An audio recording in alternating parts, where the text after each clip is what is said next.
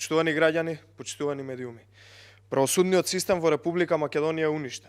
Зоран Заев и неговите партиски послушници кои управуваат со правосудните органи, наместо да носат правда, носат неправда на обичниот граѓанин. Наместо слепа правда, гледаме слепи правосудни инстанци во Република Македонија кои не сакаат да ги гледаат фактите, при носење на пресуди и одлуки се прават слепи. Очигледно не е слепа правдата, туку слепи се институциите и власта. Граѓаните се сведоци дека со државата управува мафија, а на мафијата им се потребни послушни институции и правосудни органи.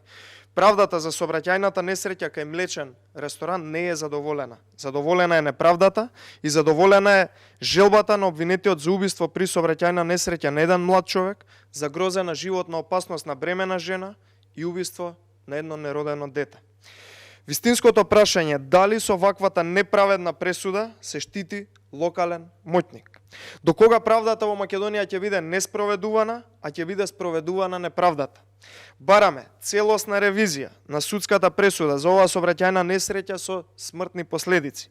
Ревизијата е нешто што најмалку може да се спроведе во моментов и да се истера правдата на виделина, а ожалостеното семејство едноставно да добие на некој начин правда на своја страна. Иако имаат огромна загуба. Ваква нефункционалност и политичка инструираност на судски инстанции и институции не е видена до сега. Ова не е прв случај на неправда. Има повеќе, да подсетиме, неодамна беше пресудата за убиството на млад кошаркар и тинејџер во Ново Лисич од пред известно време, каде исто така и таму не беше задоволена правдата и јавноста бурно реагираше на истата пресуда. Ниту Маричиќ, ниту Зоран Заев, ниту па било кој од СДСМ нема никакво право, ниту па кредибилитет да говори за прочистување на судството. Од едноставна причина, затоа што во правосудните инстанции во моментов владеат корупција, непотизам и тотална контрола од страна на СДСМ, власта и Зоран Заев. Маричиќ, кој во правосудните институции наназад со години има свој семеен представник на највисоките функции, дали тоа било неговата сопруга кој шеф на кабинет, дали неговиот родител, тој самиот исто така сега на позицијата министер, немаат никакво право да говорат за прочистување. Зошто? Од едноставна причина, затоа што прочистувањето и ветингот треба да почне токму од нив. Оваа влада на СДСМ е најкорумпираната влада која носи судски пресуди само онака како што им одговара на Зоран Заев и нив. Благодарам. Повелете прашања? Повелете. Значи, феноменот дивоградба веќе од независност на државата е како лош феномен и уште продолжува.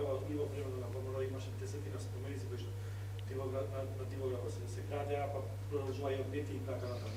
Дали имате решение како би се решило овој проблем во целост за државата да не постигне? Најпрвин, во моментов она што го гледаме од страна на оваа влада на СДСМ и наназад 3 години, каде што буквално еве за почеток, бидејќи јас бев човекот кој што ги држеше пресконференциите заедно со мојот колега Наум за дивоградбите на Нефи Усеини во Охрид и така натак и многу ред други дивоградби, проблемот е што беа плод на политички пазар помеѓу Заев и останатите луѓе кои што ги прават тие дивоградби. Време, крајно време да се донесе закон, но закон кој што функционира, некој што ќе биде само мртво слово на папир за дивоградбите и да прекине веќе еднаш тоа градење на дивоградби буквално кој каде сака и каде стигне, едноставно само затоа што се договорил дали со Зоран Заев или со било кој од власта и може заради политички пазар да гради каде сака. Да, имаме решение, имаме начин, тоа е многу едноставен. За почеток треба почнат да функционираат институциите и правдата. Има 4 години ги срушат сите дивоградби на Нефи Усеини. Тие не ги срушија затоа што тие тргуваа за гласови со истиот тој човек. Имаа цели 4 месеци да ја срушат дивоградбата кај Мавровка. Тие не го направија тоа, иако знаеа кој е собственикот, бидејќи како што видовме сега има еден нов момент затоа што собственикот и си уплаќал комунали и така натака, тотално и тоа е неважно, тоа си е нивна работа која што ќе тераат на суд, но знаеме дека се знаело кој е собственикот на дивоградбата. Така да можеле 4-5 месеци од како е направена, да ја срушат, бидејќи го знаеле собственикот и да интервенираат институциите, но тие повторно чекаа да поминат избори и така натака, се да биде плод. Апсолутно. Како што реков, да. Точно. Има нели разговори телефонски кај што и вашите Така е, но она што го реков пред малку. Точно, има решение. Решението е многу едноставно. Институциите да функционираат навремено. Онаму каде што има пријава за дивоградба, да отидат институциите да ја спроведат и да ја срушат. А не да не може, односно да се лаже дека не се знае кој е собственик на една дивоградба, 4 месеци, а всушност сите знаеле кој е собственикот, односно било предмет на тргување. Едноставно е решението.